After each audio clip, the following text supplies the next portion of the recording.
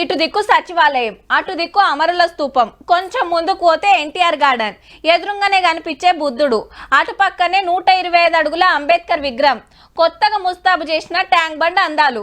పొద్దుముకి అట్లా హుస్సేన్ సాగర్ దిక్కు పోయిండ్రా అంటే ఓ 2-3 గంటలు మంచిగా ఎంజాయ్ చేసి రావచ్చునబ్బా.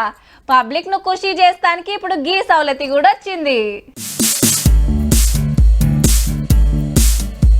టాకీస్ లో కూర్చొని సినిమా చూసినట్టే ఉన్నది కదా, కానీ ఇది నీళ్ల మీద పెట్టిన లేజర్ షో. హుస్సేన్ సాగర్ మీద సంజీవయ్య పార్క్ దగ్గర చాలు చేసిండ్రు రాత్రి. నీళ్ల మీద సప్పులతోని లేజర్ షో పెట్టుడు దేశంలో మనతానే మొదలట. రంగురంగుల లైట్లతోని తీరు బొమ్మలు మారుతుంటే వెనక మరలా అటి కథిన పడుతుంటది.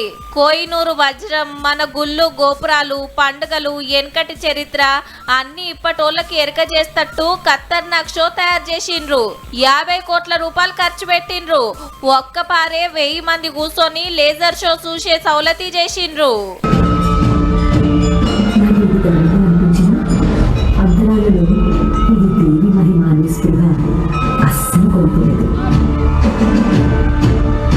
హుస్సేన్ సాగర్ వచ్చే పబ్లిక్ కు దినాం చూపిస్తారట.